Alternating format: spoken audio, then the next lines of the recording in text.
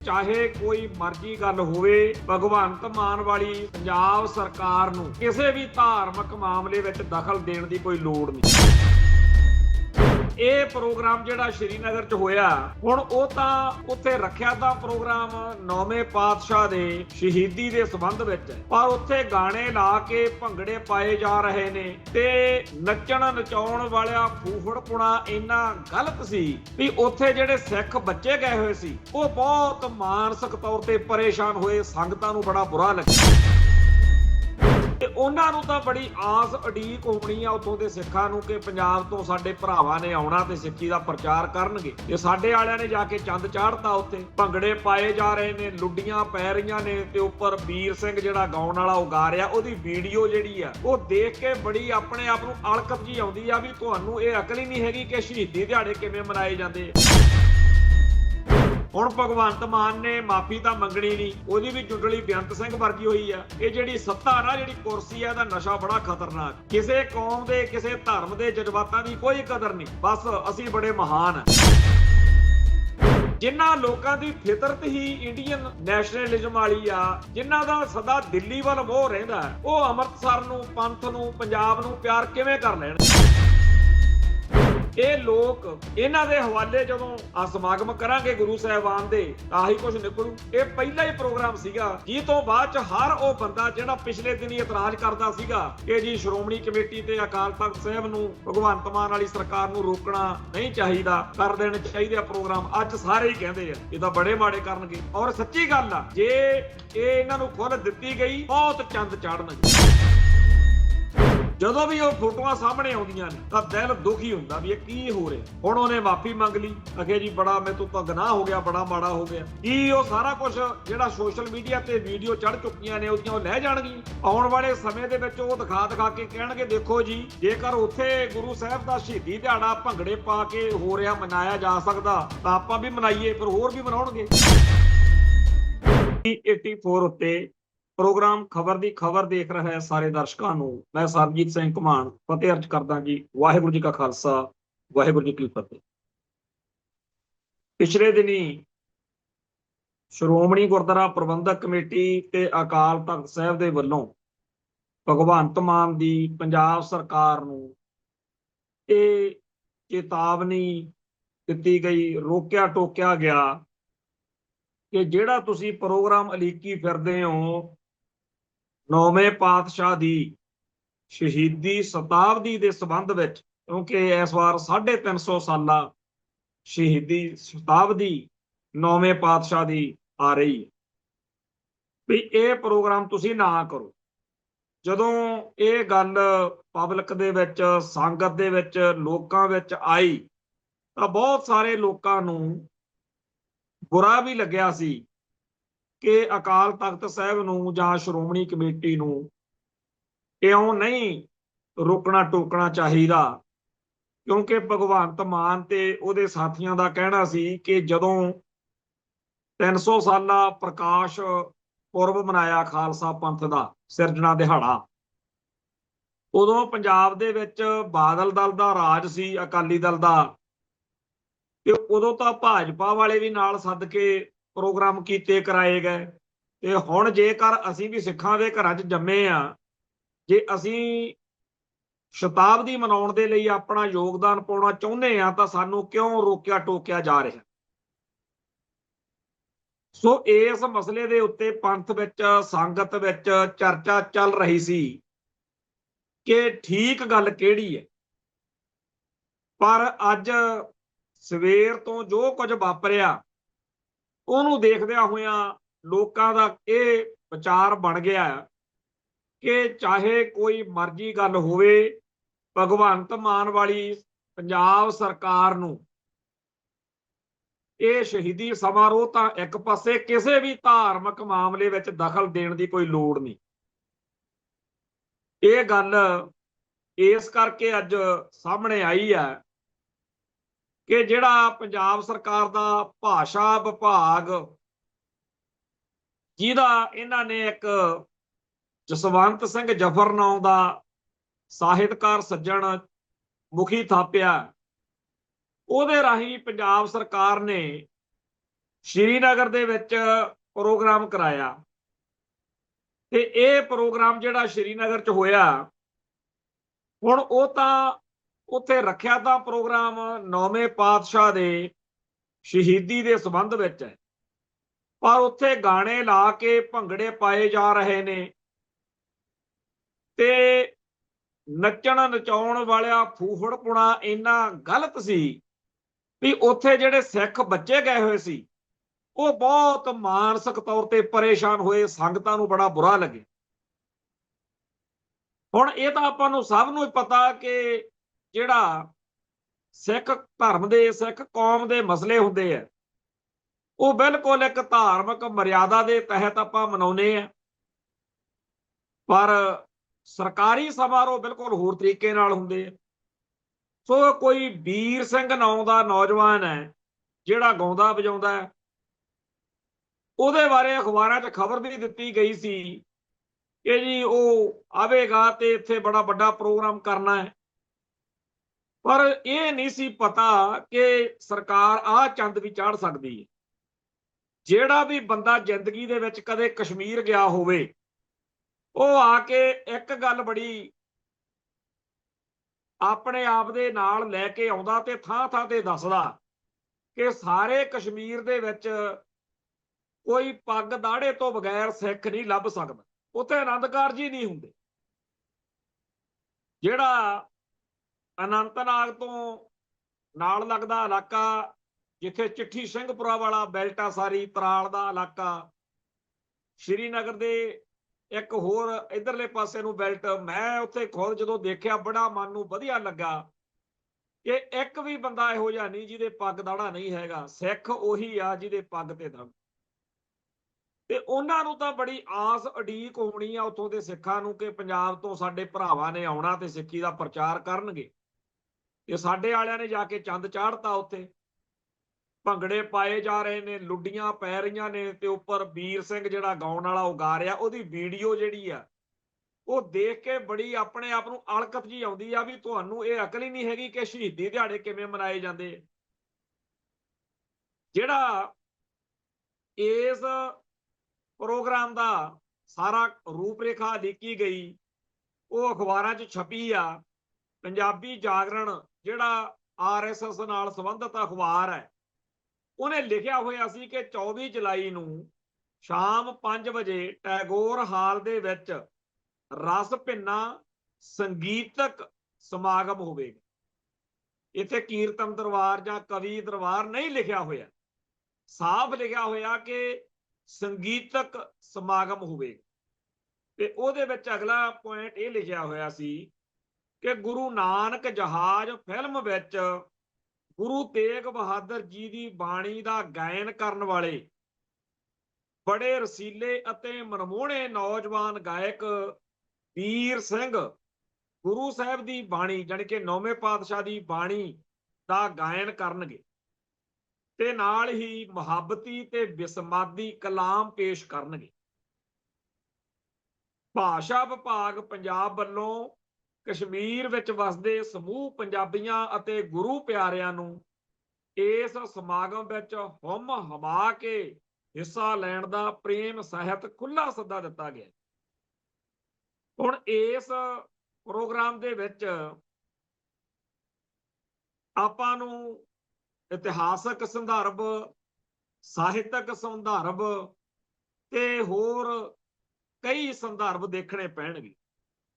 ਕਸ਼ਮੀਰ ਦੇ ਵਿੱਚ ਪੰਡਤ ਕਿਰਪਾ ਰਾਮ ਜਿਹੜਾ ਬਾਅਦ ਚ ਕਿਰਪਾ ਰਾਮ ਤੋਂ ਸਿੰਘ ਸੱਜ ਕੇ ਗੁਰੂ ਘਰ ਦੇ ਲੇਖੇ ਲੱਗਿਆ, ਸਿੱਖੀ ਦੀ ਸ਼ਾਨ ਲਈ ਜਾਨ ਵਾਰੀ ਹੈ, ਉਹਦਾ ਸਥਾਨ ਹੈ। ਤੇ ਉਹਦੇ ਤੋਂ ਇਲਾਵਾ ਉੱਥੇ ਸਾਡਾ ਬਹੁਤ ਵੱਡਾ ਇਤਿਹਾਸਕ ਖਜ਼ਾਨਾ ਵਾ, ਗੁਰੂ ਸਾਹਿਬਾਨ ਦੇ ਮੁਬਾਰਕ ਚਰਨ ਪਏ ਹੋਏ ਨੇ, ਸਿੱਖੀ ਸੇਵਕੀ ਆ।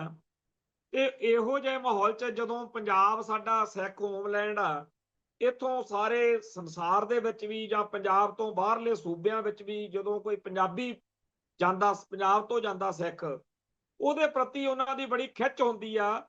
ਜਿਵੇਂ ਪੇਕਿਆਂ ਦੇ ਵਿੱਚ ਕੋਈ ਧੀ, ਕੋਈ ਨੂੰਹ ਬੈਠੀ ਆ ਜਦੋਂ ਉਹਦੇ ਪੇਕੇ ਜਦੋਂ ਕੋਈ ਸਹੁਰਿਆਂ ਦੇ ਵਿੱਚ ਕੋਈ ਬੈਠੀ ਹੋਵੇ ਲੜਕੀ ਬੀਬੀ ਤੇ ਉਹਦੇ ਪੇਕਿਆਂ ਤੋਂ ਕੋਈ ਜਾਵੇ ਤੇ ਉਹਨੂੰ ਬੜਾ ਚਾਅ ਹੁੰਦਾ, ਉਵੇਂ ਉਹ ਮਾਣ ਕਰਦੇ।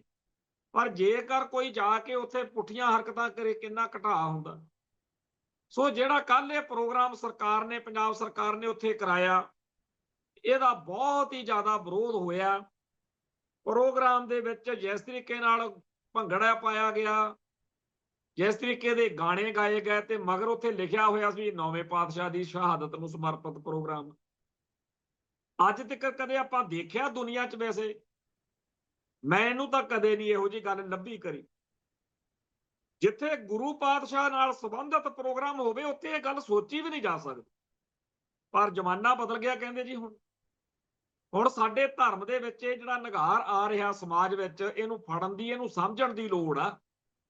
ਠੀਕ ਆ, ਉਹ ਜਿਹੜਾ ਨੌਜਵਾਨ ਗਾਇਕ ਆ ਉਹ ਭੱਜਿਆ ਆਇਆ ਇੱਥੇ ਅਕਾਲ ਤਖਤ ਸਾਹਿਬ ਤੇ ਆ ਘੰਟਾ ਕੁ ਪਹਿਲਾਂ, ਜਦੋਂ ਅਸੀਂ ਹੁਣ ਰਿਕਾਰਡਿੰਗ ਕਰਨ ਲੱਗੇ ਆ, ਤੇ ਲਿਖਤੀ ਤੌਰ ਤੇ ਮਾਫੀ ਮੰਗੀ ਕਿ ਜੀ ਮੈਨੂੰ ਪਤਾ ਹੀ ਨਹੀਂ ਸੀਗਾ ਕਿ ਇਹੋ ਜਿਹਾ ਪ੍ਰੋਗਰਾਮ ਆ। ਹਾਲਾਂਕਿ ਇਹ ਸਾਰੀਆਂ ਗੱਲਾਂ ਝੂਠ ਨੇ, ਪਤਾ ਤਾਂ ਸਾਰਾ ਹੀ ਸੀ, ਪਰ ਉਹ ਜਾਣ ਕੇ ਕਰਤੂਤ ਕਰ ਵੀ ਲਈ ਤੇ ਹੁਣ ਮਾਫੀ ਮੰਗ ਕੇ, ਕਿਉਂਕਿ ਅਗਲੇ ਦਾ ਕੈਰੀਅਰ ਖਤਮ ਹੋਣ ਦਾ ਅਗਲੇ ਨੂੰ ਖਦਸ਼ਾ। ਪਰ ਵੀਰ ਸਿੰਘ ਨੇ ਮਾਫੀ ਮੰਗ ਕੇ ਬਾਕੀ ਸਾਰਿਆਂ ਲਈ ਵਿਪਤਾ ਖੜੀ ਕਰਤੀ। ਜਿਹੜੇ ਉੱਥੇ ਆ ਜਸਵੰਤ ਸਿੰਘ ਜਫਰ ਵਰਗੇ ਜਾਂ ਹੋਰ ਉੱਥੇ ਪਹੁੰਚੇ ਹੋਏ ਸੀ, ਖਾਸ ਤੌਰ ਦੇ ਉੱਤੇ ਪੰਜਾਬ ਸਰਕਾਰ ਵੱਲੋਂ ਜਿਹੜਾ ਮੁੱਖ ਮਹਿਮਾਨ ਹਰਜੋਤ ਸਿੰਘ ਬੈਂਸ, ਉਚੇਰੀ ਸਿੱਖਿਆ ਅਤੇ ਭਾਸ਼ਾ ਦਾ ਮੰਤਰੀ ਮੰਨਿਆ ਜਾਂਦਾ, ਇਹੋ ਜਿਹੇ ਸਾਰੇ ਪ੍ਰਬੰਧਕਾਂ ਦੇ ਲਈ ਇਸ ਵੇਲੇ ਬੜਾ ਔਖਾ। ਜੇਕਰ ਤਾਂ ਉਹ ਗਲਤੀ ਮੰਨ ਕੇ ਅਕਾਲ ਤਖਤ ਸਾਹਿਬ ਤੇ ਵੀਰ ਸਿੰਘ ਵਾਂਗੂ ਆਉਂਦੇ ਆ, ਤਾਂ ਜਿਹੜੀ ਗੱਲ ਪਹਿਲਾਂ ਕਹੀ ਜਾ ਰਹੀ ਸੀ ਅਕਾਲ ਤਖਤ ਸਾਹਿਬ ਵੱਲੋਂ, ਸ਼੍ਰੋਮਣੀ ਕਮੇਟੀ ਵੱਲੋਂ, ਕਿ ਤੁਸੀਂ ਸਰਕਾਰ ਵਾਲਿਓ ਰਹਿਣ ਦਿਓ, ਤੌਬਾ ਤੁਹਾਡੇ, ਤੁਸੀਂ ਨਹੀਂ, ਤੁਹਾਤੋਂ ਗੱਲ ਬਣਨੀ, ਤੁਹਾਡੇ ਅੰਦਰ ਉਹ ਕਰੰਟ ਨਹੀਂ ਹੈ, ਉਹ ਗੱਲ ਨਹੀਂ ਹੈ, ਤੁਹਾਨੂੰ ਉਹ ਅਕਲ ਲਿਆਕਤ ਨਹੀਂ ਹੈ, ਉਹ ਗੱਲ ਤਾਂ ਫਿਰ ਪੱਕੀ ਹੋ ਜੂਗੀ ਕਿ ਪਹਿਲਾਂ ਹੀ ਪ੍ਰੋਗਰਾਮ ਕਰਾਇਆ ਤੇ ਚੰਦ ਚਾੜਤਾ। ਤੇ ਜੇ ਇਹ ਨਹੀਂ ਆਉਂਦੇ ਫਿਰ ਉਦੋਂ ਮਾੜੀ ਗੱਲ ਆ। ਮਾਫੀ ਤਾਂ ਇਹਨਾਂ ਦੀ ਬਣਦੀ। ਮੈਨੂੰ ਚੇਤਾ ਆ ਗਿਆ ਜਦੋਂ ਮੁੱਖ ਮੰਤਰੀ ਬੇਅੰਤ ਸਿੰਘ ਸੀਗਾ ਬੁੱਚੜ, ਉਹ 31 ਅਗਸਤ 1985 ਨੂੰ ਸੋਧਾ ਲੱਗਿਆ ਉਹਦਾ। ਉਦੋਂ 2 ਮਹੀਨੇ ਪਹਿਲਾਂ, ਜੁਲਾਈ ਦੀ ਗੱਲ ਆ ਇਹ ਮੇਰੇ ਖਿਆਲ 'ਚ, ਅਗਸਤ 'ਚ ਤਾਂ ਉਹਦਾ ਕੰਮ ਹੋ ਗਿਆ ਸੀ। ਰਾਮਪੁਰਾ ਫੂਲ ਦੇ ਵਿੱਚ ਇੱਕ ਪ੍ਰੋਗਰਾਮ ਸੀਗਾ। ਉੱਥੇ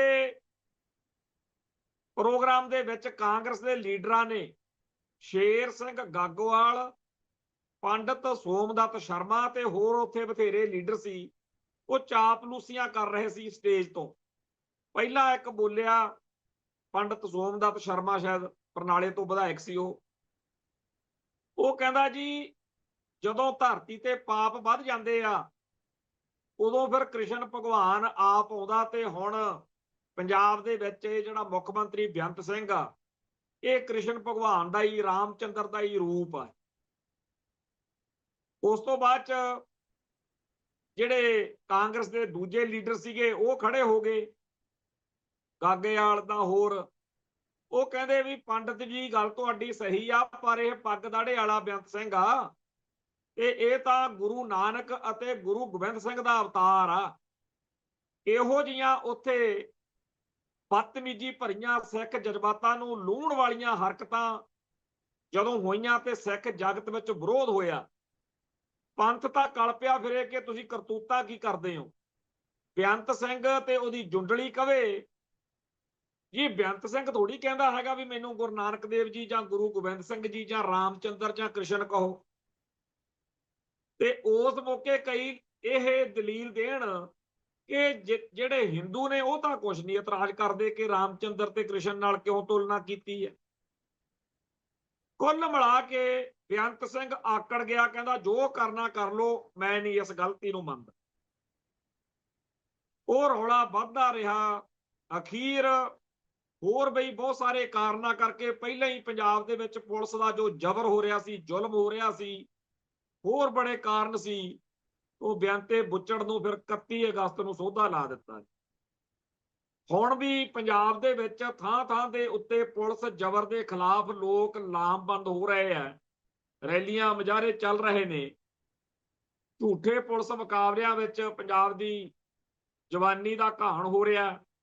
ਇਸ ਮਾਹੌਲ ਦੇ ਵਿੱਚ ਬਿਲਕੁਲ ਬਿਆੰਤੇ ਬੁੱਚੜ ਵਾਂਗ ਉਹਦੇ ਚਾਪਲੂਸ ਭਗਵੰਤ ਮਾਨ ਦੇ ਉਹਦੇ ਲਈ ਵਿਪਤਾ ਖੜੀ ਕਰਨ ਲੱਗੇ ਹੋਏ ਨੇ। ਹੁਣ ਭਗਵੰਤ ਮਾਨ ਨੇ ਮਾਫੀ ਤਾਂ ਮੰਗਣੀ ਨਹੀਂ, ਉਹਦੀ ਵੀ ਜੁੰਡਲੀ ਬੇਅੰਤ ਸਿੰਘ ਵਰਗੀ ਹੋਈ ਆ।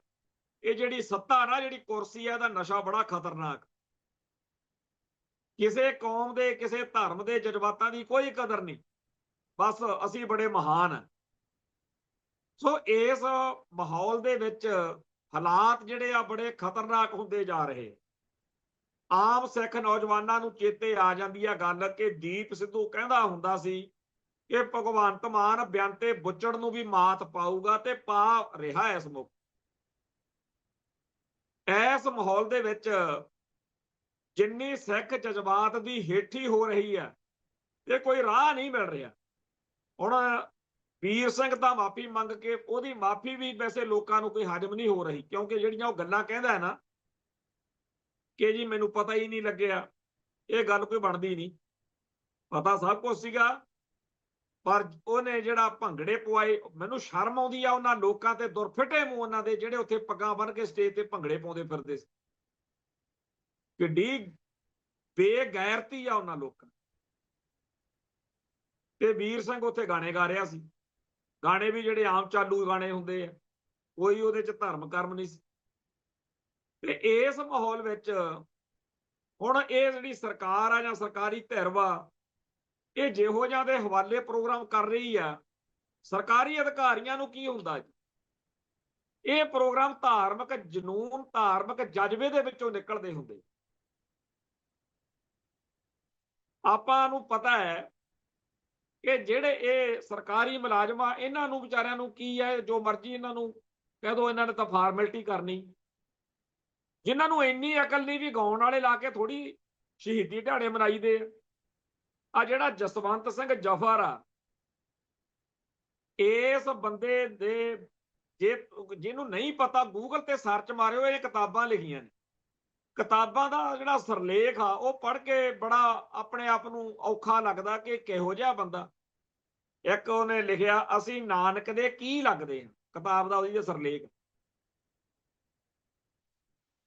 ਅਸੀਂ ਬਚਪਨ ਤੋਂ, ਮੇਰੇ ਵਰਗੇ ਜਿਹੋ ਜਿਹੇ ਮਾਹੌਲ 'ਚ ਜੰਮੇ ਪਲੇ ਆ, ਅਸੀਂ ਗੁਰੂ ਸਾਹਿਬਾਨ ਦੇ ਨਾਂ ਜਦੋਂ ਲੈਂਦੇ ਸੀ ਜਾਂ ਕਦੇ ਸਕੂਲ ਦੀਆਂ ਕਿਤਾਬਾਂ ਪੜ੍ਹਦੇ ਹੋਏ, ਸਾਡੇ ਵੱਡੇ ਵਡੇਰੇ ਸਾਨੂੰ ਝਿੜਕ ਦਿੰਦੇ ਸੀ। ਅਸੀਂ ਚਪੇੜਾਂ ਖਾਧੀਆਂ ਆਪਦੇ ਤਾਏ ਚਾਚਿਆਂ ਤੋਂ, ਵੱਡਿਆਂ ਤੋਂ, ਮਾਵਾਂ ਤੋਂ, ਕਿ ਗੁਰੂ ਸਾਹਿਬਾਨ ਦੇ ਨਾਂ ਨਹੀਂ ਲਈਦੇ। ਪਹਿਲੀ ਪਾਤਸ਼ਾਹੀ, ਦੂਜੀ ਪਾਤਸ਼ਾਹੀ, ਏਦਾਂ ਕਹੀਦਾ ਹੁੰਦਾ। ਅਸੀਂ ਕਦੇ ਇਹ ਸੋਚਿਆ ਨਹੀਂ ਕਿ ਅਸੀਂ ਆਪਦੇ ਪਰਿਵਾਰ ਦੇ ਜਿਹੜੇ ਵੱਡੇ ਮੈਂਬਰ ਨੇ, ਵੱਡੇ ਜੀ ਨੇ, ਉਹਨਾਂ ਦੇ ਵੀ ਕਦੇ ਏਦਾਂ ਨਾਂ ਲਈਏ। ਸਾਡੇ ਸਕੂਲਾਂ ਦੇ ਵਿੱਚ ਸਾਡੇ ਮਾਸਟਰ ਚਪੇੜ ਮਾਰਦੇ ਸੀ ਜਦੋਂ ਅਸੀਂ ਪਾਪਾ ਜੀ ਦਾ, ਫਾਦਰ ਸਾਹਿਬ ਦਾ ਨਾਂ ਕਿਤੇ ਉਹਨਾਂ ਨੇ ਪੁੱਛਣਾ ਕਿਸੇ ਗੱਲ 'ਚ, ਤੇ ਸਿੱਧਾ ਜਿਹਾ ਲੈ ਦੇਣਾ, ਤਾਂ ਉਸ ਬੱਚੇ ਨੂੰ ਕੁੱਟ ਪੈਂਦੀ ਸੀ। ਕਹਿਣਾ ਕਿ ਪੂਰਾ ਕਹਿ ਸਰਦਾਰ ਫਲਾਨਾ ਸਿੰਘ। ਜਿਹੜੇ ਮਾਹੌਲ ਦੇ ਵਿੱਚ ਅਸੀਂ ਜੰਮੇ ਪਲੇ ਆ, ਉੱਥੇ ਤਾਂ ਵੱਡੇ ਭਰਾ ਨੂੰ ਵੀ ਇੱਜ਼ਤ ਨਾਲ ਨਾਂ ਲੈਣ ਲਈ ਕਿਹਾ ਜਾਂਦਾ ਸੀ ਕਿ ਪੂਰਾ ਨਾਂ ਲਓ ਜੀ, ਛੋਟਾ ਨਾਂ ਨਹੀਂ ਲੈਣਾ। ਸਾਡੇ ਘਰਾਂ ਦੇ ਵਿੱਚ, ਸਾਡੇ ਸਕੂਲਾਂ ਦੇ ਵਿੱਚ ਕਿਹਾ ਜਾਂਦਾ ਸੀ ਕਿ ਅੱਧਾ ਨਾਂ, ਕੱਚਾ ਨਾਂ ਨਹੀਂ ਲੈਣਾ ਕਿਸੇ ਦਾ। ਤੇ ਇੱਥੇ ਗੁਰੂ ਸਾਹਿਬਾਨ ਦੇ ਮੂਹਰੇ ਕੋਈ ਜਿਹੜਾ ਅਲੰਕਾਰ, ਕੋਈ ਸਤਿਕਾਰਯੋਗ ਸ਼ਬਦ, ਉਹ ਲਾਉਣ ਤੋਂ ਉਲਟ ਹੋ ਕੇ ਕਿਹਾ ਜਾ ਰਿਹਾ ਅਸੀਂ ਨਾਨਕ ਦੇ ਕੀ ਲੱਗਦੇ ਹਾਂ। ਜਿਵੇਂ ਗੁਰੂ ਸਾਹਿਬ ਇਹਨਾਂ ਨਾਲ ਬਾਂਟੇ ਖੇਡਦੇ ਰਹੇ ਹੋਣ, ਜਿਵੇਂ ਉਹਨਾਂ ਦੇ ਇਹ ਹਮਜੋਲੀ ਹੋਣ। ਜਿਵੇਂ ਆਪਾਂ ਕਿਸੇ ਯਾਰ ਦੋਸਤ ਨੂੰ ਪਿਆਰ ਨਾਲ ਉਹਦਾ ਕੱਲਾ ਨਾਂ ਲੈਂਦੇ ਆ ਕਿ ਭਾਈ ਦੁਨੀਆ ਲਈ ਜੋ ਮਰਜ਼ੀ ਹੋਵੇ, ਸਾਡਾ ਤਾਂ ਇਹ ਫਲਾਨਾ, ਅਸੀਂ ਤਾਂ ਮਿੱਤਰ ਹੁੰਦੇ ਸੀ। ਪਰ ਬਾਕੀ ਦੁਨੀਆ ਦੀ ਸ਼ਰਧਾ ਨੂੰ, ਸਤਿਕਾਰ ਨੂੰ ਕੀ ਠੇਸ ਲੱਗਦੀ ਆ, ਕੋਈ ਮਤਲਬ ਨਹੀਂ। ਜਸਵੰਤ ਜਫਰ ਜਾਂ ਅਮਰਜੀਤ ਸਿੰਘ ਗਰੇਵਾਲ ਜੀ ਦਾ ਉੱਥੇ ਮੁੱਖ ਭਾਸ਼ਣ ਰੱਖਿਆ ਗਿਆ ਸੀ, ਜਾਂ ਇਹੋ ਜਿਹੇ ਜਿੰਨੇ ਵੀ ਇਹ ਲੋਕ ਨੇ, ਇਹ ਸਾਰੇ ਕਾਮਰੇਡੀ ਟੱਚ ਨਾਲ ਜੁੜੇ ਹੋਏ ਨੇ। ਭਾਸ਼ਾ ਵਿਭਾਗ ਪੰਜਾਬ ਜਾਂ ਜਿਹੜਾ ਪੰਜਾਬੀ ਭਵਨ ਲੁਧਿਆਣਾ, ਜਿਹੜੀ ਉੱਥੇ ਬਣਾਉਂਦੇ ਆ ਇਹ ਯੂਨੀਅਨ ਜੀ ਹਰ ਸਾਲ, ਉੱਥੇ ਕਿਸੇ ਸਿੱਖ ਨੂੰ, ਕਿਸੇ ਪੰਥਕ ਨੂੰ ਤਾਂ ਨੇੜੇ ਨਹੀਂ ਲੱਗਣ ਦਿੰਦੇ। ਇਹ ਕਾਮਰੇਡਾਂ ਦੀਆਂ ਸੰਸਥਾਵਾਂ ਨੇ ਤੇ ਉਹ ਸਰਕਾਰੀ ਤੌਰ ਦੇ ਉੱਤੇ ਇਹ ਬਹੁਤ ਜ਼ਿਆਦਾ ਗਲਤ ਕਰਨ ਵਾਲੇ ਲੋਕਾਂ ਨੂੰ ਬਣਾਇਆ ਜਾਂਦਾ ਵੀ ਮਹਾਨ ਸਾਹਿਤਕਾਰ ਆ, ਸ਼੍ਰੋਮਣੀ ਸਾਹਿਤਕਾਰ ਆ। ਇਹ ਕੋਈ ਸ਼੍ਰੋਮਣੀ ਸ਼ਰਾਮਣੀ ਨਹੀਂ ਹੁੰਦੇ। ਐਵੇਂ ਲੋਕਾਂ ਨੂੰ ਮੀਡੀਆ ਦੇ ਵਿੱਚ ਚਰਚਾ ਜੀ ਕਰਕੇ ਉਹ ਪਾ ਕੇ ਸ਼ੌਲ ਜਿਹਾ ਉੱਤੇ ਕਹਿ ਦੇਣਾ ਜੇ ਕਿ ਇਹ ਸ਼੍ਰੋਮਣੀ ਸ਼ਰਾਬ, ਇਹ ਕੁਝ ਨਹੀਂ ਹੈਗੇ। ਇਹ ਸਾਰੇ ਕੰਜਰ ਘਾਟ ਵਾਲੇ ਲੋਕ। ਇਹਨਾਂ ਲੋਕਾਂ ਨੂੰ ਸਿੱਖੀ ਅਤੇ ਸਿੱਖਾਂ ਦੇ ਬਾਰੇ ਲਿਖਣ ਲੱਗਿਆ ਮੌਤ ਪੈਂਦੀ ਆ। ਜੇ ਲਿਖਣਗੇ ਤਾਂ ਉਲਟ ਲਿਖਣਗੇ। ਸਰਦਾਰ ਕਪੂਰ ਸਿੰਘ ਕਹਿੰਦੇ ਹੁੰਦੇ ਸੀ, ਸੰਤ ਸਿੰਘ ਸੇਖੋਂ ਬੜਾ ਜਹੀਨ ਇਨਸਾਨ ਹੈ, ਪਰ ਮੈਨੂੰ ਉਹਦੇ ਨਾਲ ਬੜੀ ਸਮੱਸਿਆ ਕਿ ਉਹਨੇ ਸਿੱਖ ਨੌਜਵਾਨੀ ਨੂੰ ਕਾਮਰੇਡੀ ਦੀ ਇੱਲਤ ਉਦੋਂ ਲਾਈ ਜਦੋਂ 1947 ਤੋਂ ਬਾਅਦ ਅਸੀਂ ਇੱਕ ਕੌਮ ਦੇ ਰੂਪ ਦੇ ਵਿੱਚ ਲਾਮਬੰਦ ਹੋਣ ਵਾਲੇ ਪਾਸੇ ਨੂੰ ਤੁਰਨਾ ਸੀ। 1960 70 80 ਵਿੱਚ ਕਾਮਰੇਡਾਂ ਨੇ ਜੋ ਗੰਦ ਪਾਇਆ, ਅੱਜ ਉਹ ਲੋਕ ਵੱਡੀਆਂ ਕੁਰਸੀਆਂ ਤੇ ਬੈਠੇ ਨੇ, ਯੂਨੀਵਰਸਿਟੀਆਂ 'ਚ ਬੈਠੇ ਨੇ ਤੇ ਵਿਦਵਾਨ ਤੇ ਬੁੱਧੀਜੀਵੀ ਕਹਾ ਕੇ ਸਿੱਖ ਕੌਮ ਦੀਆਂ ਜੜ੍ਹਾਂ ਪੱਟ ਰਹੇ। ਸਰਦਾਰ ਕਪੂਰ ਸਿੰਘ ਕਹਿੰਦੇ ਹੁੰਦੇ ਸੀ, ਯੂਨੀਵਰਸਿਟੀਆਂ ਦੇ ਵਿੱਚ ਆ ਜਿਹੜੇ PhD ਵਿਦਵਾਨ ਬੁੱਧੀਜੀਵੀ ਬੈਠੇ ਆ, ਇਹਨਾਂ ਦਾ ਇੱਕ ਨਕਾਤੀ ਏਜੰਡਾ ਹੀ ਇਹ ਆ ਕਿ ਸਿੱਖ ਧਰਮ ਦੀਆਂ ਜੜ੍ਹਾਂ ਹੌਲੀ ਹੌਲੀ ਹੌਲੀ ਹੌਲੀ ਹਿਲਾਈ ਚੱਲੋ, ਹਿਲਾਈ ਚੱਲੋ। ਹੌਲੀ ਹੌਲੀ ਇਹ ਧਰਮ ਜਿਹੜਾ, ਇਹ ਕੌਮ ਦਾ ਜਿਹੜਾ ਬਿਰਛ ਦਰਖਤ ਵਾ, ਇਹ ਜਰਜਰਾ ਹੋ ਕੇ ਜੜ੍ਹਾਂ ਤੋਂ ਟੁੱਟ ਜੂਗਾ ਤੇ ਡਿੱਗ ਪਊ। ਇਹ ਕੰਮ ਕਰਨ ਕਰਾਉਣ ਵਾਲੇ ਸਾਰੇ ਨੇ। ਇਹ ਜਿਹੜੇ ਕਵੀ ਸ਼ਵੀ ਜੇ ਤੁਰੇ ਫਿਰਦੇ ਆ, ਇਹ ਲਿਖਾਰੀ ਜੇ ਵੱਡੇ ਵੱਡੇ ਅੱਖਰ ਲਿਖਣਗੇ, ਬੜੇ ਆਪਦੇ ਆਪ ਨੂੰ ਵਿਦਵਾਨ ਦਿਖਾਉਣ ਦੇ ਲਈ, ਜਿੱਥੇ ਲੋੜ ਪੈਂਦੀ ਆ ਅਗਵਾਈ ਦੀ ਉੱਥੇ ਦਿਖਦੇ ਨਹੀਂ। ਧਰਮ ਯੁੱਧ ਮੋਰਚਾ ਲੱਗਿਆ ਹੋਵੇ, ਕਿਸਾਨ ਸੰਘਰਸ਼ ਚੱਲ ਰਿਹਾ ਹੋਵੇ, ਜਾਂ ਕੋਈ ਪੰਜਾਬ ਦੇ ਪੰਥ ਲਈ ਕਿਤੇ ਹੋਰ ਲੋੜ ਪੈ ਜੇ, ਉੱਥੇ ਇਹ ਭਾਰਤ ਮਾਤਾ ਕੀ ਜੈ ਕਹਿ ਕੇ ਦੂਜੇ ਪਾਸੇ ਖੜੇ ਹੁੰਦੇ ਨੇ। ਜਿਨ੍ਹਾਂ ਲੋਕਾਂ ਦੀ ਫਿਤਰਤ ਹੀ ਇੰਡੀਅਨ ਨੈਸ਼ਨਲਿਜ਼ਮ ਵਾਲੀ ਆ, ਜਿਨ੍ਹਾਂ ਦਾ ਸਦਾ ਦਿੱਲੀ ਵੱਲ ਮੋਹ ਰਹਿੰਦਾ, ਉਹ ਅੰਮ੍ਰਿਤਸਰ ਨੂੰ, ਪੰਥ ਨੂੰ, ਪੰਜਾਬ ਨੂੰ ਪਿਆਰ ਕਿਵੇਂ ਕਰ ਲੈਣਗੇ? ਇਹ ਲੋਕ, ਇਹਨਾਂ ਦੇ ਹਵਾਲੇ ਜਦੋਂ ਆ ਸਮਾਗਮ ਕਰਾਂਗੇ ਗੁਰੂ ਸਾਹਿਬਾਨ ਦੇ, ਤਾਂ ਆਹੀ ਕੁਝ ਨਿਕਲੂ। ਇਹ ਪਹਿਲਾ ਹੀ ਪ੍ਰੋਗਰਾਮ ਸੀਗਾ ਜੀ ਤੋਂ ਬਾਅਦ ਚ ਹਰ ਉਹ ਬੰਦਾ ਜਿਹੜਾ ਪਿਛਲੇ ਦਿਨੀ ਇਤਰਾਜ਼ ਕਰਦਾ ਸੀਗਾ ਕਿ ਜੀ ਸ਼੍ਰੋਮਣੀ ਕਮੇਟੀ ਤੇ ਅਕਾਲ ਤਖਤ ਸਾਹਿਬ ਨੂੰ, ਭਗਵੰਤ ਮਾਨ ਵਾਲੀ ਸਰਕਾਰ ਨੂੰ ਰੋਕਣਾ ਨਹੀਂ ਚਾਹੀਦਾ, ਕਰ ਦੇਣੇ ਚਾਹੀਦੇ ਆ ਪ੍ਰੋਗਰਾਮ। ਅੱਜ ਸਾਰੇ ਹੀ ਕਹਿੰਦੇ ਆ ਇਹ ਤਾਂ ਬੜੇ ਮਾੜੇ ਕਰਨਗੇ। ਔਰ ਸੱਚੀ ਗੱਲ ਆ, ਜੇ ਇਹ ਇਹਨਾਂ ਨੂੰ ਖੁੱਲ੍ਹ ਦਿੱਤੀ ਗਈ, ਬਹੁਤ ਚੰਦ ਚਾੜਨਗੇ। ਇਸ ਕਰਕੇ ਕਿਉਂਕਿ ਇਹਨਾਂ ਦੇ ਅੰਦਰ ਹੈ ਹੀ ਇਹ ਕੁਛ। ਪਿੱਛੇ ਜੇ ਇੱਕ ਇਦਾਂ ਦਾ ਪ੍ਰੋਗਰਾਮ ਪਿਛਲੇ ਸਾਲ ਪਟਿਆਲੇ ਯੂਨੀਵਰਸਿਟੀ ਹੋਇਆ, ਗੁਰੂ ਸਾਹਿਬਾਨ ਦੇ ਸ਼ਹਾਦਤ ਦੇ ਸੰਕਲਪ ਉੱਤੇ, ਉਦੋਂ ਵੀ ਉੱਥੇ ਵੀ ਇਹੀ ਕਮਲ ਕੁੱਟਿਆ ਗਿਆ। ਇਹ ਜਿਹੜੇ ਵਿਦਵਾਨ ਸੱਜਣ ਨੇ, ਇਹਨਾਂ ਦੇ ਅੰਦਰ ਧਰਮ ਪ੍ਰਤੀ ਜਾਂ ਸ਼ਬਦ ਹੀ ਇੰਨੇ ਭੈੜੇ ਵਰਤਦੇ ਆ ਕਿ ਇੱਕ ਜਿਹੜਾ ਸਿੱਖ ਮਾਹੌਲ 'ਚ ਜੰਮਿਆ ਬੱਚਾ ਉਹ ਬਰਦਾਸ਼ਤ ਨਹੀਂ ਕਰ ਸਕਦਾ।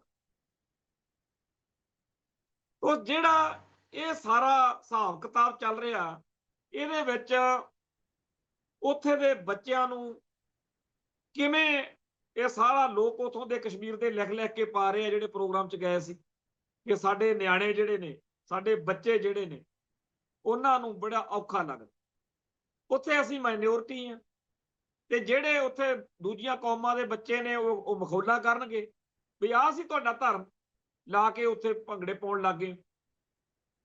ਦੁਸ਼ਮਣ ਨੇ ਤਾਂ ਜੋ ਕਰਨਾ ਸੋ ਕਰਨਾ, ਪਰ ਆ ਦੁਸ਼ਮਣ ਦੇ ਕਹਾੜੇ ਦਾ ਦਸਤਾ ਬਣੇ ਹੋਏ ਲੋਕ ਜੋ ਕੁਝ ਕਰ ਰਹੇ ਨੇ, ਬਹੁਤ ਗਲਤ ਵਾਪਰਿਆ, ਬਹੁਤ ਮਾੜਾ ਵਾਪਰਿਆ। ਔਰ ਜਦੋਂ ਵੀ ਕੋਈ ਉਹ ਬੰਦਾ ਵੀਡੀਓ ਦੇਖਦਾ, ਜਦੋਂ ਵੀ ਉਹ ਫੋਟੋਆਂ ਸਾਹਮਣੇ ਆਉਂਦੀਆਂ ਨੇ, ਤਾਂ ਦਿਲ ਦੁਖੀ ਹੁੰਦਾ ਵੀ ਇਹ ਕੀ ਹੋ ਰਿਹਾ। ਹੁਣ ਉਹਨੇ ਮਾਫੀ ਮੰਗ ਲਈ, ਅਖੇ ਜੀ ਬੜਾ ਮੇਰੇ ਤੋਂ ਤਾਂ ਗੁਨਾਹ ਹੋ ਗਿਆ, ਬੜਾ ਮਾੜਾ ਹੋ ਗਿਆ। ਕੀ ਉਹ ਸਾਰਾ ਕੁਝ ਜਿਹੜਾ ਸੋਸ਼ਲ ਮੀਡੀਆ ਤੇ ਵੀਡੀਓ ਚੜ ਚੁੱਕੀਆਂ ਨੇ ਉਹਦੀਆਂ ਉਹ ਲੈ ਜਾਣਗੀਆਂ? ਆਉਣ ਵਾਲੇ ਸਮੇਂ ਦੇ ਵਿੱਚ ਉਹ ਦਿਖਾ ਦਿਖਾ ਕੇ ਕਹਿਣਗੇ ਦੇਖੋ ਜੀ, ਜੇਕਰ ਉੱਥੇ ਗੁਰੂ ਸਾਹਿਬ ਦਾ ਸ਼ਹੀਦੀ ਦਿਹਾੜਾ ਭੰਗੜੇ ਪਾ ਕੇ ਹੋ ਰਿਹਾ, ਮਨਾਇਆ ਜਾ ਸਕਦਾ, ਤਾਂ ਆਪਾਂ ਵੀ ਮਨਾਈਏ। ਫਿਰ ਹੋਰ ਵੀ ਮਨਾਉਣਗੇ। ਤੇ ਵੀਰ ਸਿੰਘ ਨੂੰ ਅਕਲ ਨਹੀਂ, ਜਾਂ ਜਫਰ ਨੂੰ ਅਕਲ ਨਹੀਂ, ਸਰਕਾਰ ਨੂੰ ਅਕਲ ਨਹੀਂ, ਜੇ ਕੰਮ ਨਹੀਂ ਕਰਦੀ। ਸੋ ਜਿਹੜਾ ਇਹ ਮਸਲਾ, ਇਹਦੇ ਬਾਰੇ ਹੁਣ ਤਾਂ ਕਹਿਣਾ ਬਣਦਾ ਹੀ ਆ ਕਿ ਪੰਜਾਬ ਸਰਕਾਰ ਇਹਨਾਂ ਮਸਲਿਆਂ ਤੋਂ ਦੂਰ ਹੀ ਰਹੇ। ਆ ਜਿਹੜਾ ਦੂਜਾ ਚੱਲ ਰਿਹਾ ਕਿ ਗੁਰੂ ਗ੍ਰੰਥ ਸਾਹਿਬ ਦੀ ਬੇਅਦਬੀ ਹੋ ਰਹੀ ਸੀ ਥਾਂ ਥਾਂ ਤੇ, ਉਹਦੇ ਲਈ ਕਾਨੂੰਨ ਬਣਾਉਣ ਦੀ ਲੋੜ ਸੀ। ਬਣਾਇਆ ਸੀ ਅਕਾਲੀਆਂ ਨੇ, ਬੀਜੇਪੀ ਵਾਲਿਆਂ ਨੇ ਭਜਾਤੇ, ਕਹਿੰਦੇ ਤੁਸੀਂ ਇਕੱਲੇ ਗੁਰੂ ਗ੍ਰੰਥ ਸਾਹਿਬ ਲਈ ਨਹੀਂ ਬਣਾ ਸਕਦੇ। ਹਾਲਾਂਕਿ ਇਹਨਾਂ ਨੂੰ ਲੜਨਾ ਚਾਹੀਦਾ ਸੀ ਵੱਡੇ ਬਾਦਲ ਨੂੰ, ਛੋਟੇ ਬਾਦਲ ਨੂੰ, ਬਈ ਬਾਕੀ ਗ੍ਰੰਥ ਗੁਰੂ ਥੋੜੀ ਆ, ਬਾਕੀ ਗ੍ਰੰਥ ਪ੍ਰਗਟ ਗੁਰਾਂ ਕੀ ਦੇਹ ਥੋੜੀ ਆ, ਬਾਕੀ ਗੁਰੂਆਂ ਬਾਕੀਆਂ ਦੇ ਵਿੱਚ ਧੁਰ ਕੀ ਬਾਣੀ ਥੋੜੀ ਹੈ। ਉਹ ਗ੍ਰੰਥ ਜਿਹੜੇ ਦੂਜੇ ਧਰਮਾਂ ਦੇ ਉਹ ਸਤਿਕਾਰਯੋਗ ਨੇ, ਪਰ ਉਹਨਾਂ ਨੂੰ ਗੁਰੂ ਗ੍ਰੰਥ ਸਾਹਿਬ ਦੇ ਤੁੱਲ ਸਮਾਨ ਨਹੀਂ ਮੰਨਿਆ ਜਾ ਸਕਦਾ। ਉਹਨਾਂ ਨੂੰ ਤੁਸੀਂ ਧਰਮ ਗ੍ਰੰਥ ਕਹਿੰਦੇ ਹੋ, ਇਹਨੂੰ ਗੁਰੂ ਗ੍ਰੰਥ ਸਾਹਿਬ ਕਹਿੰਦੇ ਹੋ। ਪਰ ਅੱਜ ਪੰਜਾਬ ਪਵਿੱਤਰ ਗ੍ਰੰਥਾਂ ਵਿਰੁੱਧ ਅਪਰਾਧ ਰੋਕਥਾਮ ਬਿੱਲ, ਇਹਦੇ ਉੱਤੇ ਮੀਟਿੰਗ ਦੀ ਖਬਰ ਛਪੀ ਆ ਤੇ ਉਹਦੇ 'ਚ ਲਿਖਿਆ ਹੋਇਆ ਕਿ ਜਿਹੜਾ ਰਵਿਦਾਸੀਆ ਭਾਈਚਾਰੇ ਨੇ ਅੰਮ੍ਰਿਤ ਬਾਣੀ ਗ੍ਰੰਥ ਬਣਾਇਆ, ਉਹ ਉੱਥੇ ਨੁਮਾਇੰਦੇ ਗਏ ਨੇ ਤੇ ਉਹਨਾਂ ਨੇ ਕਿਹਾ, ਜਿਹੜਾ ਚੇਅਰਮੈਨ ਬਣਾਇਆ ਕਮੇਟੀ ਦਾ ਇੰਦਰਵੀਰ ਸਿੰਘ, ਡਾਕਟਰ ਇੰਦਰਵੀਰ ਸਿੰਘ, ਚੀਫ ਖਾਲਸਾ ਦੀਵਾਨ ਦਾ ਪ੍ਰਧਾਨ ਵੀ ਆ ਤੇ ਇੱਥੋਂ MLA ਵੀ, ਉਥੇ ਅੰਮ੍ਰਿਤ ਬਾਣੀ ਗ੍ਰੰਥ ਜਿਹੜਾ ਹੈ ਇਹਨੂੰ ਵੀ ਬਰਾਬਰ ਗੁਰੂ ਗ੍ਰੰਥ ਸਾਹਿਬ ਵਾਂਗ ਮੰਨਣ ਦੇ ਲਈ ਬੇਨਤੀ ਕੀਤੀ ਗਈ ਹੈ। ਹੋਰ ਵੀ ਬਹੁਤ ਸਾਰੇ ਇਸ ਤਰੀਕੇ ਨਾਲ ਲੋਕ ਆਉਣਗੇ ਜਿਨ੍ਹਾਂ ਨੇ ਆਪੋ ਆਪਣੇ ਗ੍ਰੰਥ ਬਣਾਏ ਹੋਏ ਨੇ। ਫੇਰ ਤਾਂ ਨਿਰੰਕਾਰੀਏ ਵੀ ਆਪਦਾ ਸਾਰ ਬਚਨ ਲੈ ਕੇ ਆ ਜਾਣਗੇ, ਅਵਤਾਰ ਬਾਣੀ ਲੈ ਕੇ ਆ ਜਾਣਗੇ, ਵਿਆਸ ਵਾਲੇ ਵੀ ਲਿਆਉਣਗੇ ਕੁਛ। ਮਸਲਾ ਤਾਂ ਇਕੱਲਾ ਗੁਰੂ ਗ੍ਰੰਥ ਸਾਹਿਬ ਦਾ, ਬਾਕੀਆਂ ਦੀ ਤਾਂ ਬੇਅਦਬੀ ਕਰਦਾ ਹੀ ਨਹੀਂ ਕੋਈ ਪੰਜਾਬ 'ਚ। ਕੁਰਾਨ ਸ਼ਰੀਫ ਦੀ ਜਿਹੜੀ ਹੋਈ ਆ ਉਹ ਆਮ ਆਦਮੀ ਪਾਰਟੀ ਵਾਲਿਆਂ ਨੇ ਕਰਾਈ ਆ, ਉਹ 'ਚ ਉਹਨਾਂ ਦਾ MLA ਫਸਿਆ। ਗੁਰੂ ਗ੍ਰੰਥ ਸਾਹਿਬ ਦਾ ਮਸਲਾ ਸੀ ਤੇ ਕੁਝ ਹੋਰ ਹੀ ਬਣਾ ਕੇ ਸਿੱਟਤਾ ਭਗਵੰਤ ਮਾਨ ਦੀ ਸਰਕਾਰ। ਪਰ ਭਗਵੰਤ ਮਾਨ ਦੀ ਜਾਨ ਨੂੰ ਤਾਂ ਰੋਨੇ ਆ, ਪਰ ਅਸਲੀ ਵਿਪਤਾ ਦਾ ਪਾਈ ਆ ਬਾਦਲ ਕਿਆਂ ਨੇ। ਪਹਿਲਾਂ ਤਾਂ ਇਹਨਾਂ ਦੇ ਰਾਜ ਵਿੱਚ ਸਰਸੇ ਵਾਲਿਆਂ ਨੂੰ ਖੁੱਲ੍ਹ ਦਿੱਤੀ ਹਰ ਤਰ੍ਹਾਂ ਦੀ, ਜਿਨ੍ਹਾਂ ਨੇ ਚਾਵਲ ਕੇ ਬੇਅਦਬੀ ਕੀਤੀ, ਪਹਿਲਾਂ ਸਰੂਪ ਚੋਰੀ ਕੀਤਾ। ਫੇਰ ਜੇਕਰ ਪੁਲਿਸ ਨੂੰ ਕਿਹਾ ਵੀ ਤੁਸੀਂ ਜਾ ਕੇ ਉੱਥੇ ਜਾਂਚ ਕਰੋ, ਜਾਂਚ ਕਰਨ ਦੀ ਥਾਂ ਉਲਟਾ ਕਹਿਤਾ ਵੀ ਸਿੱਖਾਂ ਦੇ ਛੱਤਰ ਫੇਰੋ। ਰਹੀ ਸਹੀ ਕਸਰ ਜਿਹੜਾ ਕਾਨੂੰਨ ਬਣਾਉਣਾ ਸੀ ਉਹ 'ਚ ਗੜਬੜ ਹੋ ਗਈ, ਕੀ ਕਰੀਏ। ਤੋ ਇਸ ਮਾਹੌਲ ਵਿੱਚ ਜਿਹੜਾ ਇਹ ਬਣਨ ਜਾ ਰਿਹਾ ਕਾਨੂੰਨ, ਇਹਦੇ ਬਾਰੇ ਸਾਰੇ ਦੁਨੀਆ ਭਰ ਦੇ ਸਿੱਖਾਂ ਨੂੰ ਭਗਵੰਤ ਮਾਨ ਨੂੰ ਬੇਨਤੀ ਕਰਨੀ ਚਾਹੀਦੀ ਆ ਵੀ ਤੂੰ ਬਾਕੀ ਗ੍ਰੰਥਾਂ ਬਾਰੇ ਬਣਾ ਦੇ, ਤੂੰ ਗੁਰੂ ਗ੍ਰੰਥ ਸਾਹਿਬ ਬਾਰੇ ਰਹਿਣ ਹੀ ਦੇ। ਗੁਰੂ ਗ੍ਰੰਥ ਸਾਹਿਬ ਨੂੰ ਵਿੱਚੋਂ ਕੱਢ ਦੇ, ਇਨਕਲੂਡ ਨਾ ਕਰ, ਐਕਸਕਲੂਡ ਕਰ ਦੇ। ਕਿਉਂ? ਕਿਉਂਕਿ ਜਿਹੜਾ ਤੂੰ ਇਹਦਾ ਰੁਤਬਾ ਘਟਾ ਰਹੇ। ਮੈਂ ਅੱਗੇ ਵੀ ਕਹਿਣਾ ਹੁੰਨਾ ਵੀ ਦਰਬਾਰ ਸਾਹਿਬ, ਜਦੋਂ ਮੈਂ 1999 ਚ 1998 ਚ ਮੈਂ ਅੰਮ੍ਰਿਤਸਰ ਆਇਆ, ਉਦੋਂ ਬਾਅਦ ਹੁਣ ਇਹਨੇ 25-30 ਸਾਲ ਹੋ ਗਏ, ਮੇਰੇ ਸਾਹਮਣੇ ਦੇਖਦਿਆਂ ਦਰਬਾਰ ਸਾਹਿਬ ਦੇ ਆਲੇ ਦੁਆਲੇ ਗਲੀਆਂ ਦੇ ਵਿੱਚ 35-40 ਮੰਦਿਰ ਜਿਹੜੇ ਆ ਉਹ ਵਧੀ ਜਾਂਦੇ ਆ, ਮੰਦਿਰ ਬਣਾਈ ਜਾਂਦੇ ਆ। ਜਿਹੜੀ ਦੁਕਾਨ ਚੱਲਦੀ ਨਹੀਂ ਉਹ 'ਚ ਮੂਰਤੀ ਜੀ ਰੱਖ ਕੇ ਮੰਦਿਰ ਬਣਾ ਦਿੰਦੇ। ਤੇ ਜਿਹੜੇ ਯੂਪੀ, ਬਿਹਾਰ ਜਾਂ ਤਾਮਿਲਨਾਡੂ ਜਾਂ ਹੋਰਨਾਂ ਸਟੇਟਾਂ ਤੋਂ ਆਉਂਦੇ ਆ, ਉਹ ਜਦੋਂ ਆ ਕੇ ਮੇਰੇ ਵਰਗੇ ਨੂੰ ਕਹਿੰਦੇ ਆ ਕਿ ਮੰਦਿਰ ਜਾਣਾ ਹੈ, ਤਾਂ ਅਸੀਂ ਸੋਚੀਦਾ ਕਿ ਮੰਦਿਰ, ਉਹ ਕਹਿੰਦੇ ਦਰਬਾਰ ਸਾਹਿਬ ਨੂੰ ਮੰਦਿਰ। ਦਰਬਾਰ ਸਾਹਿਬ ਦੇ ਆਲੇ ਦੁਆਲੇ ਇੰਨੇ ਮੰਦਿਰ ਬਣਾ ਕੇ ਉਹਨੂੰ ਹਰਮੰਦਰ ਸਾਹਿਬ ਕਹਿ ਕੇ ਅਸਲ ਵਿੱਚ ਇਹ ਜਚਾਉਣਾ ਹੈਗਾ ਕਿ ਬਾਕੀ ਮੰਦਿਰਾਂ ਦੇ ਵਿਚਾਲੇ ਇੱਕ ਇਹ ਮੰਦਿਰ ਵਾ, ਏਡੀ ਕੋਈ ਗੱਲ ਨਹੀਂ। ਜਦੋਂ ਕਿਸੇ ਚੀਜ਼ ਨੂੰ ਸਪੈਸ਼ਲ ਨਾ ਰਹਿਣ ਦਿੱਤਾ ਜਾਣਾ ਹੋਵੇ ਤਾਂ ਉਹਦੇ ਆਲੇ ਦੁਆਲੇ ਉਹੋ ਜਿਹੀਆਂ ਚੀਜ਼ਾਂ ਖੜੀਆਂ ਕਰ ਦੋ। ਉਵੇਂ ਗੁਰੂ ਗ੍ਰੰਥ ਸਾਹਿਬ ਦੇ ਆਲੇ ਦੁਆਲੇ ਆ ਗ੍ਰੰਥ ਖੜੇ ਕਰਕੇ ਉਹਨਾਂ ਦਾ ਰੁਤਬਾ ਘਟਾਇਆ ਜਾ ਰਿਹਾ। ਧੁਰ ਕੀ ਬਾਣੀ ਆ, ਪ੍ਰਗਟ ਗੁਰਾਂ ਕੀ ਦੇਹ ਆ, ਤੇ ਕਿੱਧਰ ਨੂੰ ਤੁਰ ਪਏ। ਆ ਭਗਵੰਤ ਮਾਨ ਦੀ ਸਰਕਾਰ ਦਾ ਕੰਮ। ਸੋ ਆਲ ਓਵਰ ਸਾਡੇ ਲਈ ਮਾਹੌਲ ਜਿਹੜਾ ਦਿਨੋਂ ਦਿਨ ਗਲਤ ਹੋ ਰਿਹਾ, ਔਰ ਇਹਦੇ ਸਾਹਮਣੇ ਜਿਨ੍ਹਾਂ ਨੇ ਅੜਨਾ ਸੀ, ਲੜਨਾ ਸੀ, ਖੜਨਾ ਸੀ, ਮਰਨਾ ਸੀ, ਉਹ ਕਹਿੰਦੇ ਆ ਜੀ ਪਹਿਲਾਂ ਸਾਨੂੰ ਸੱਤਾ ਦਿਓਗੇ ਤਾਂ ਗੱਲ ਕਰਾਂਗੇ, ਨਹੀਂ ਐਸੀ ਤੈਸੀ। ਉਹ ਭਾਈ ਅਕਾਲੀਓ ਤੁਹਾਨੂੰ ਸੱਤਾ ਦਿੱਤੀ ਸੀ, ਕੀ ਕੀਤਾ? ਤੇ ਜਿਨ੍ਹਾਂ ਨੂੰ ਕਹਿੰਦੇ ਆ ਜੀ ਅੱਤਵਾਦੀ ਆ, ਅਸਲੀ ਤਾਂ ਪੰਥ ਲਈ, ਪੰਜਾਬ ਲਈ ਉਹੀ ਸੂਰਮੇ ਕੰਮ ਆਏ। ਆ ਜਿੰਨੇ ਮੁੱਦਿਆਂ ਮਸਲਿਆਂ ਤੇ ਕੋਈ ਗੱਲ ਹੁੰਦੀ ਆ, ਉਹ ਉਹਨਾਂ ਨੇ ਜਿਨ੍ਹਾਂ ਨੂੰ ਖਾਲਿਸਤਾਨੀ ਸੂਰਮੇ ਕਿਹਾ ਜਾਂਦਾ, ਚਾਹੇ SYN ਰੋਕੀ ਆ, ਬਣੇ ਫਿਰਨੇ ਪਾਣੀਆਂ ਦੇ ਰਾਖੇ, ਚਾਹੇ ਕੈਪਟਨ ਹੋਣੀ ਤੇ ਚਾਹੇ ਬਾਦਲ ਹੋਣੀ। ਰੋਕੀ ਆ ਭਾਈ ਸਿੰਘਾਂ ਨੇ ਇਹ ਨਹਿਰ। ਆ ਜਿਹੜੇ ਕੰਜਰ ਘਾਟ ਚੱਲਦਾ ਸੀ, ਚਾਹੇ ਉਹਨਾਂ ਨੂੰ ਬੰਦੇ ਮਾਰਨੇ ਪਏ, ਚਾਹੇ ਕੁਝ ਹੋਰ ਕਰਨਾ ਪਿਆ, ਉਹਦਾ ਬਾਅਦ ਵਿੱਚ KPS ਗਿੱਲ ਨੇ ਕਿਹਾ ਨਾ ਵੀ ਅਸੀਂ ਇਹ ਮਿਥ ਲਿਆ ਸੀ ਕਿ ਜੇ ਖਾੜਕੂ ਕਹਿੰਦੇ ਆ ਕਿ ਅਸੀਂ ਪੰਜਾਬ 'ਚ ਨਸ਼ੇ ਬੰਦ ਕਰਾਂਗੇ, ਅਸੀਂ ਘਰ ਘਰ ਨਸ਼ਾ ਉੱਪੜਦਾ ਕਰਨ ਦਾ ਪ੍ਰੋਜੈਕਟ ਬਣਾ ਲਿਆ।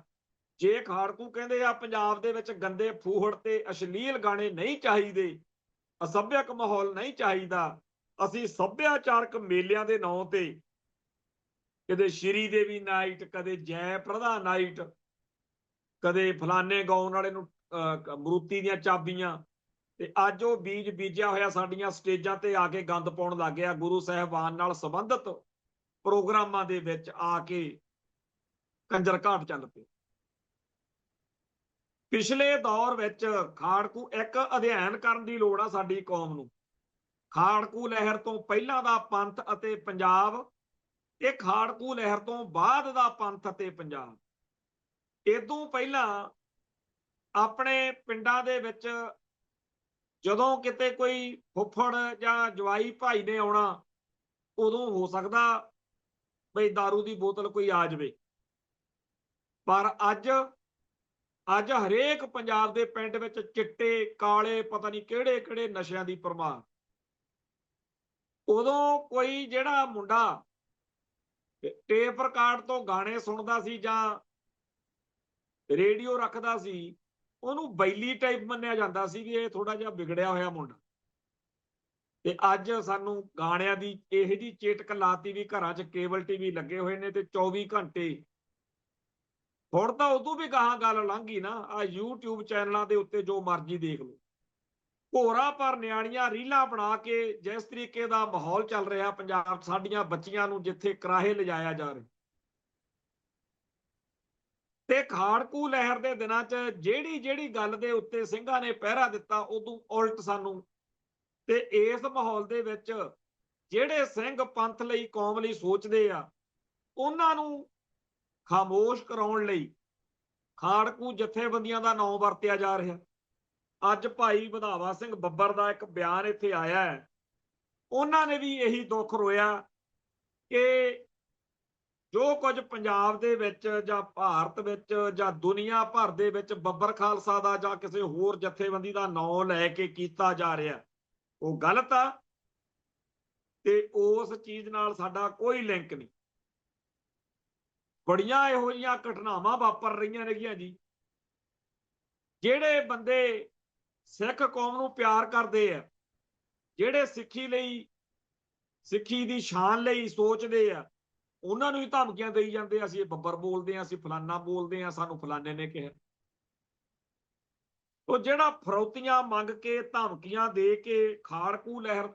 ਹੋਰ ਗੱਲ ਦੇਖੋ, ਪਿਛਲੇ 5-7 ਸਾਲਾਂ ਤੋਂ ਜਦੋਂ ਤੋਂ ਇਹ ਵਰਤਾਰਾ ਚੱਲਿਆ ਖਾੜਕੂ ਲਹਿਰ ਦੇ ਨਾਂ ਦੇ ਉੱਤੇ ਹੋਰ ਹੀ ਤਰ੍ਹਾਂ ਦੀਆਂ ਹਰਕਤਾਂ, ਲੋਕਾਂ ਨੂੰ ਇਸ ਲਹਿਰ ਦੇ ਬਾਰੇ, ਜਥੇਬੰਦੀਆਂ ਦੇ ਬਾਰੇ ਬਹੁਤ ਮਨ ਵਿੱਚ ਰਗਾੜ ਸਤਿਕਾਰ ਹੋਣ ਕਰਕੇ ਕਿਸੇ ਨੇ ਨਹੀਂ ਮੰਨਿਆ।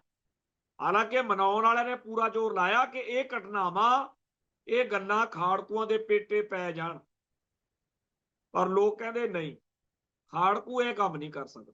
ਸ਼ੁਕਰ ਆ, ਬਹੁਤ ਚੰਗਾ ਸਵਾਗਤਯੋਗ ਬਿਆਨ ਆ ਭਾਈ ਵਧਾਵਾ ਸਿੰਘ ਬੱਬਰ ਦਾ, ਜਿਨ੍ਹਾਂ ਨੇ ਕਿਹਾ ਹੈ ਕਿ ਇਹ ਗੱਲਾਂ ਨਾਲ ਸਾਡੀ ਜਥੇਬੰਦੀ ਦਾ ਕੋਈ ਸੰਬੰਧ ਨਹੀਂ। ਜਿਹੜੇ ਲੋਕ ਇਹ ਸਾਰਾ ਕੁਝ ਕਰ ਰਹੇ ਨੇ, ਧਮਕੀਆਂ, ਫਰੌਤੀਆਂ, ਕਤਲ ਕਰੀ ਜਾਂਦੇ ਨੇ, ਇਹ ਸੰਘਰਸ਼ ਨਹੀਂ ਹੈ। ਖਾੜਕੂ ਲਹਿਰ, ਖਾਲਿਸਤਾਨੀ ਲਹਿਰ ਬੜੀ ਉੱਚੀ ਸੁੱਚੀ ਕਰਦਾਰ ਅਖਲਾਕ ਵਾਲੀ ਲਹਿਰ ਹੈ।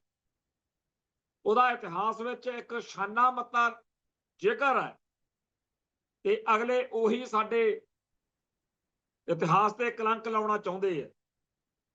ਇਹਨੂੰ ਨਹੀਂ ਪਤਾ ਕਿ ਕੌਣ ਚਾਹੁੰਦਾ ਕਿ ਇਹੋ ਜਿਹੇ ਕੰਮ ਹੋਣ ਜਿਹਦੇ ਨਾਲ ਲੋਕ ਸੋਚਣ ਕਿ ਐਵੇਂ ਕਹਿੰਦੇ ਆ ਲੋਕ ਕਿ ਖਾਲਿਸਤਾਨੀ ਖਾੜਕੂ ਬੜੇ ਚੰਗੇ ਸੀ, ਇਹ ਤਾਂ ਬੜੇ ਮਾੜੇ ਸੀ।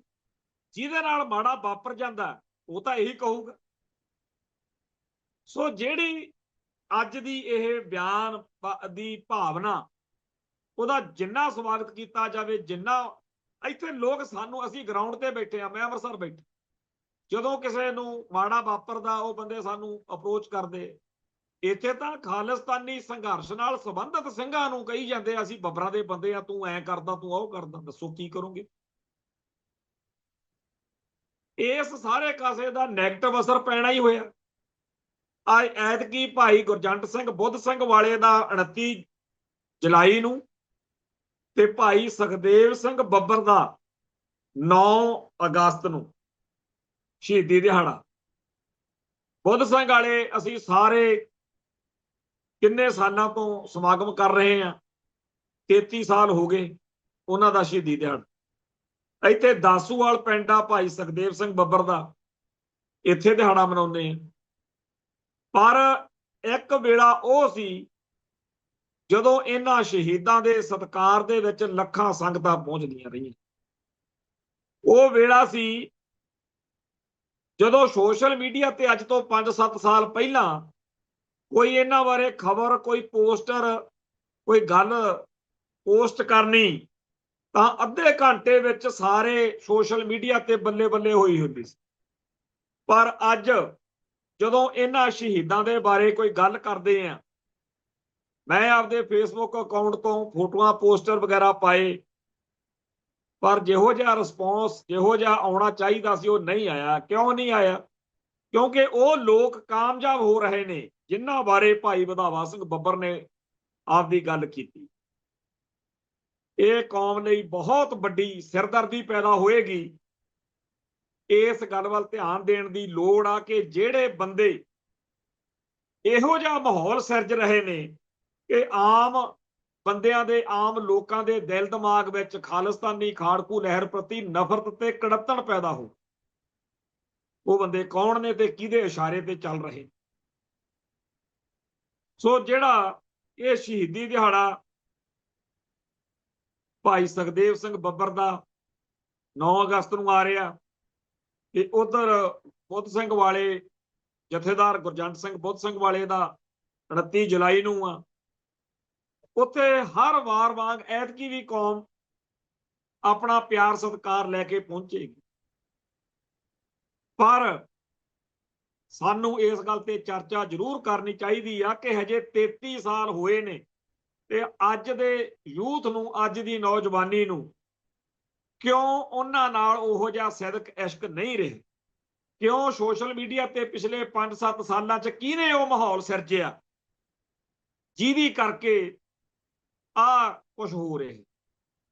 ਛੱਡਦੇ ਤਾਂ ਆ ਭਾਈ ਰਣਜੀਤ ਸਿੰਘ ਦਮਦਮੀ ਟਕਸਾਲ ਹੈ, ਮੇਰਾ ਉਹਦੇ ਨਾਲ ਵੱਡੇ ਭਰਾਵਾਂ ਵਾਲਾ ਨਾਤਾ, ਮੇਰੀ ਅਗਵਾਈ 'ਚ ਸਾਰਾ ਕਾਰਜ ਕਰਦਾ। ਸਿੱਖ ਸੰਘਰਸ਼ ਦਾ ਸਾਰਾ ਇਤਿਹਾਸ, ਤਵਾਰੀਖ ਖਾਲਿਸਤਾਨ, ਪਹਿਲਾ, ਦੂਜਾ, ਤੀਜਾ ਭਾਗ, ਖਾੜਕੂ ਸੰਘਰਸ਼ ਦੇ ਯੋਧਿਆਂ ਦੀ ਦਾਸਤਾਨ ਲਿਖ ਰਿਹਾ ਤੇ ਉਹਨੂੰ ਧਮਕੀਆਂ ਦੇਈ ਜਾਂਦੇ ਆ, ਕਹਿੰਦੇ ਚੱਕ ਦਿਆਂਗੇ ਤੈਨੂੰ। ਇੱਥੇ ਇੱਕ ਹੋਰ ਸਿੰਘ ਆ ਭਾਈ ਭੁਪਿੰਦਰ ਸਿੰਘ, ਉਹਨੇ 6 ਜੂਨ ਨੂੰ ਇੱਕ ਵਾਰੀ ਇੱਥੇ ਸੰਤ ਭਿੰਡਰਾਂ ਵਾਲਿਆਂ ਦਾ ਆਲ ਗੇਟ ਕੋਲੇ ਪੁਤਲਾ ਫੂਕਣ ਦਾ ਐਲਾਨ ਕਰਤਾ ਸ਼ਿਵ ਸੈਨਾ ਵਾਲਿਆਂ ਨੇ। ਉਹ ਲੰਘਿਆ ਜਾਂਦਾ ਸੀ ਆਪਦੇ ਕਾਰਜ, ਜਦੋਂ ਪੁਤਲਾ ਫੂਕਣ ਲਈ ਉੱਥੇ ਪੁਲਿਸ ਵਾਲੇ ਵੀ ਖੜੇ ਸੀ, ਚੋਰੀ ਚਪੋਰੀ ਜੇ ਸਾੜਨ ਲਈ ਤਿਆਰ ਹੋਏ, ਉਹਨੇ ਆਪਦੀ ਵੱਡੀ ਸ੍ਰੀ ਸਾਹਿਬ ਕੱਢੀ, ਦੁਆਲੇ ਹੋ ਗਿਆ, ਅੱਧੇ ਸਕਿੰਟ ਵਿੱਚ ਉਹ ਗਾਇਬ ਹੋ ਗਏ ਸਾਰੇ। ਉਦੋਂ ਤੋਂ ਉਹ ਸਿੰਘ ਸਾਡੇ ਨਾਲ ਚੱਲਦਾ।